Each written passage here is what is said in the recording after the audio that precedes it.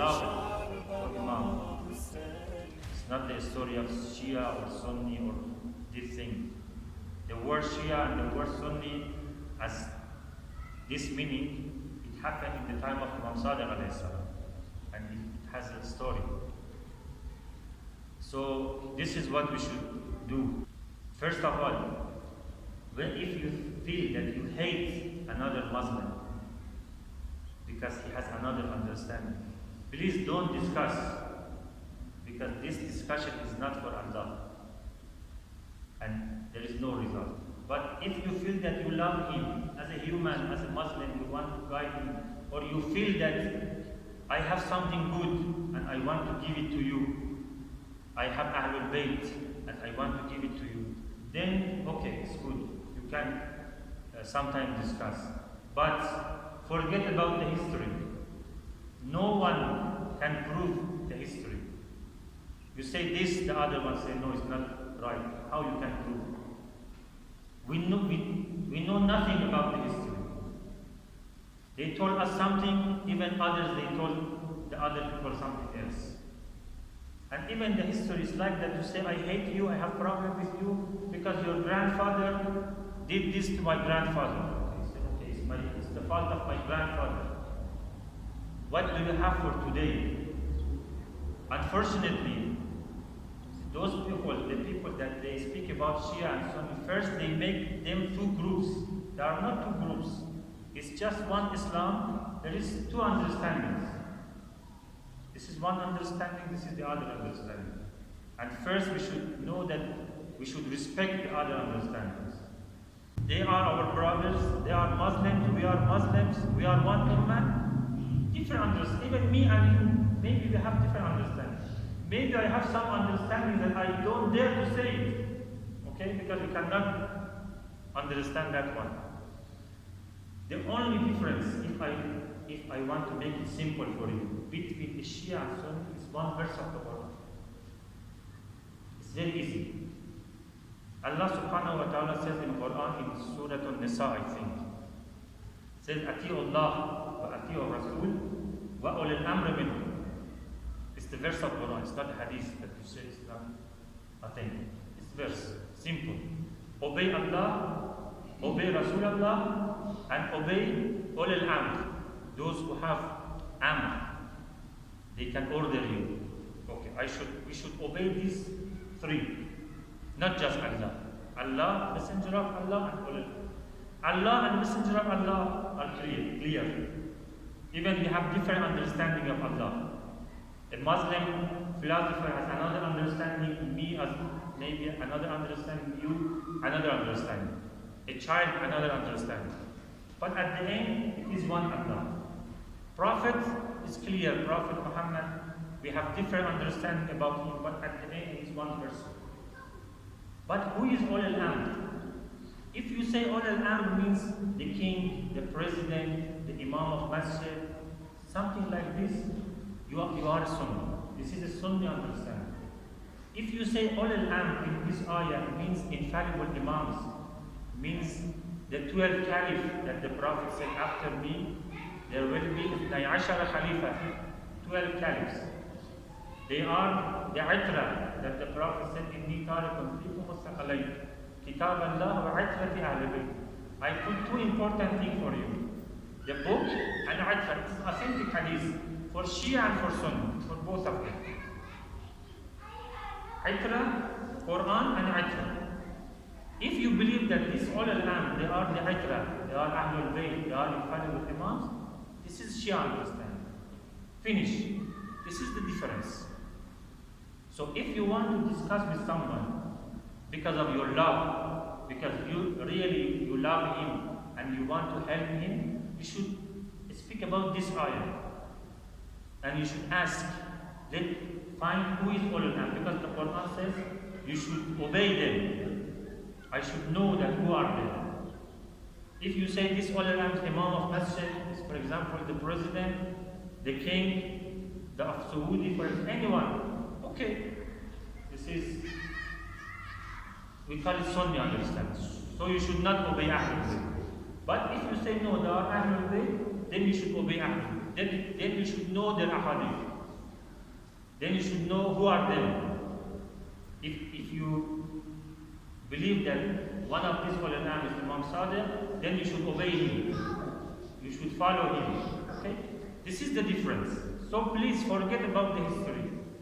That always we speak about the first caliph, the second caliph. It's wrong. They feel that we don't know anything about them. And usually the people in their fitra, in their nature, they prefer to respect. We, because from childhood they told us something, okay, it's easy for us. We hate it. No problem. It is in your heart. Bara'a, taballi, tabarri, I don't want to speak about it. But when you want to discuss, we should discuss about today. It's very important. Today, the only difference between a Shia and Sunni is about who is your ulama.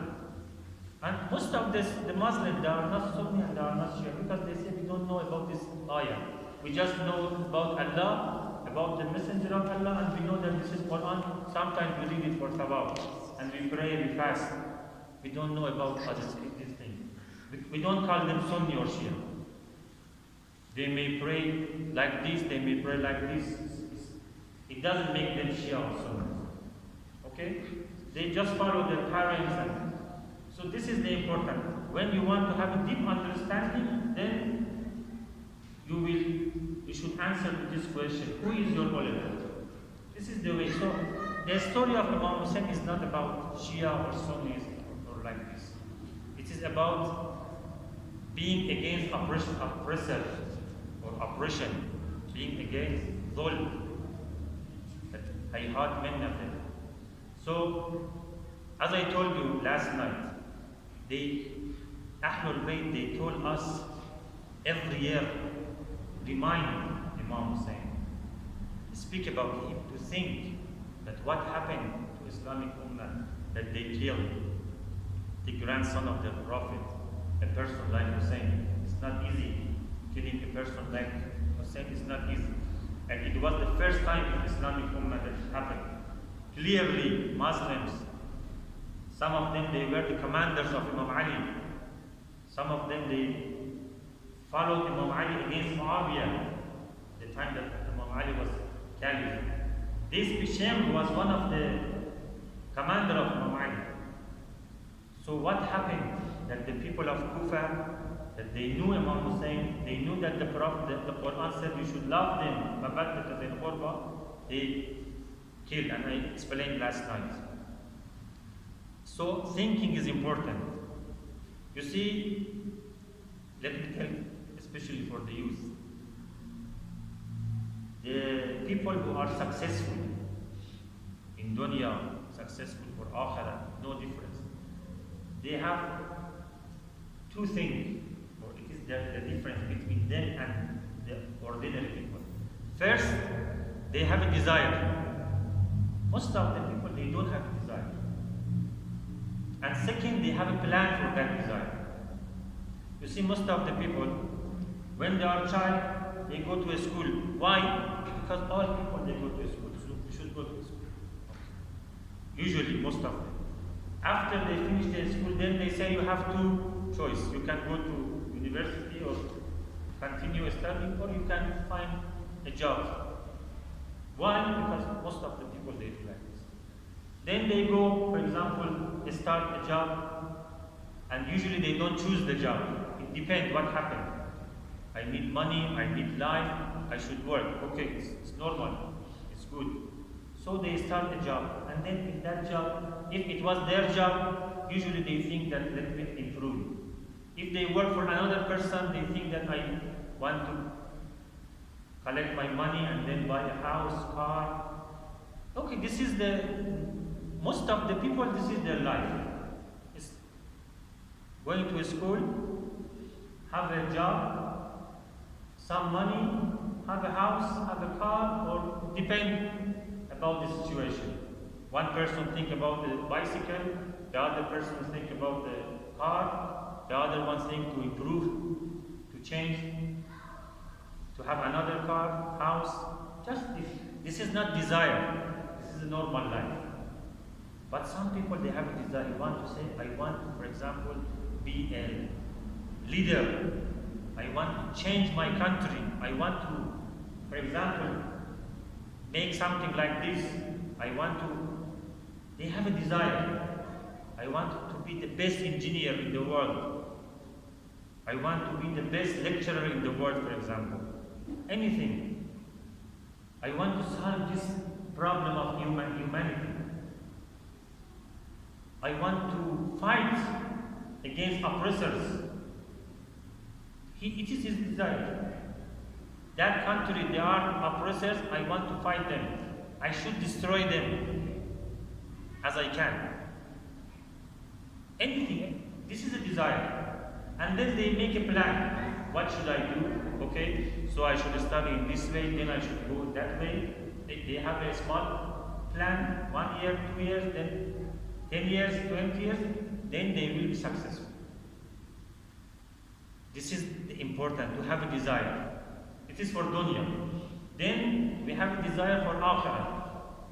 There is a dua Arafah of Imam Hossein. Inshallah, I hope this night I start to speak about the dua of Imam Hossein in the day of Arafah. How he spoke to God. It's very important. If you want to know someone, the best way is that you see how he spoke to God.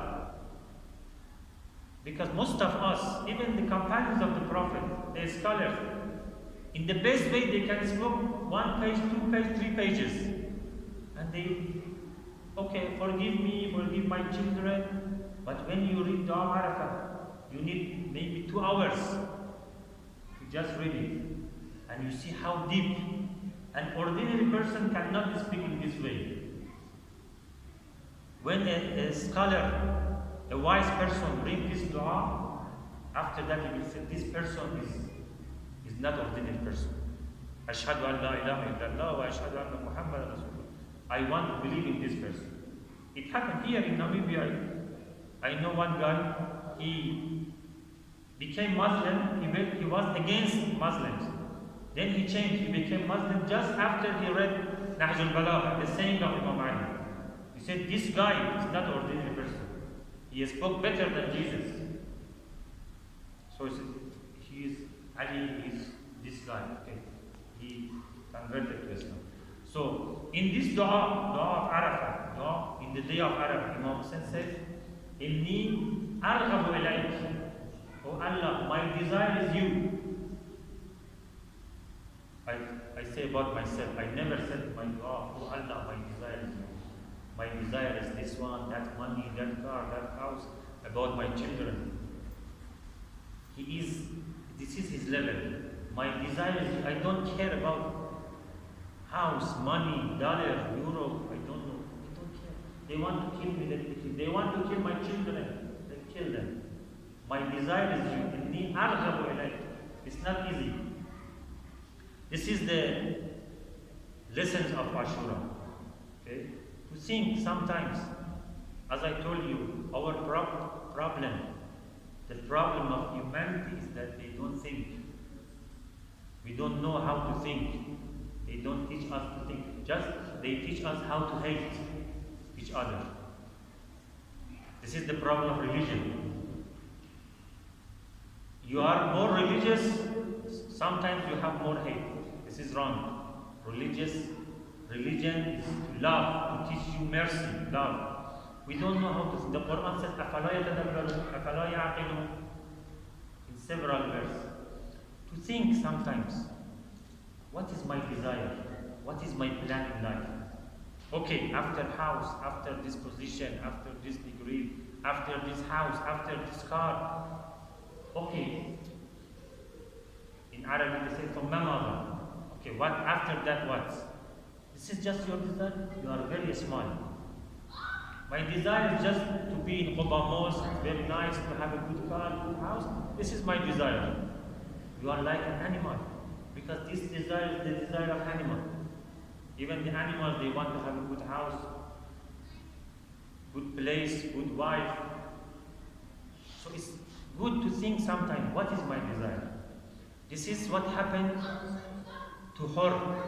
When you think, thinking can change your life. تفكر ساعة, they say to think some minutes, or we can say 1 hour, is better than 70 years ibadah, worshipping. Why? Because it can change your life. Hurr ibn Yazid al-Riyahi was one of the commander of Yazid who stopped Imam Hossein in his way to Kufa. Inshallah, one night I will tell you the story of Imam Hossein, what happened. He stopped them, said, you cannot go to Kufa. Imam said, okay, so the people of Kufa, they invited me. They don't want me, I go back. Imam didn't come to fight. Unfortunately, some Muslims, they say it was a war between Muslim and Muslim. So they did a mistake. Finish. No, it was not like this. Imam Hossein didn't come to fight.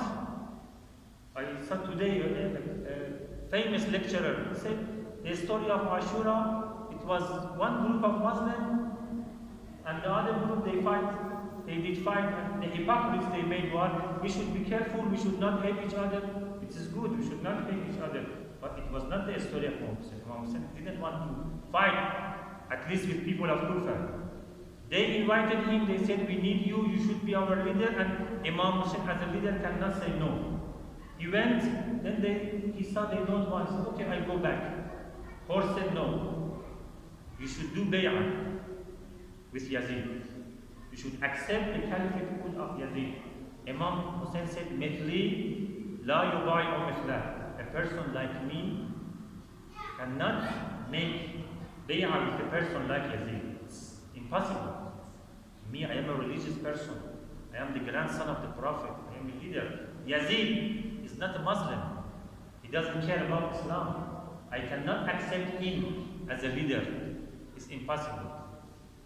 So this Hurr was the first person who stopped them, and that time the children of Imam Hossein, they understood that no, maybe it is a hard situation. So let's see what happened to this Hurr. Let me read. It's just 5-10 minutes. Read the Maqtal of Hurr in English, part of it, to see what happened to Hurr. It says, okay, in the day of Ashura, Imam Hossein gave a lecture, advised them, said, why you want to kill me? I didn't do anything.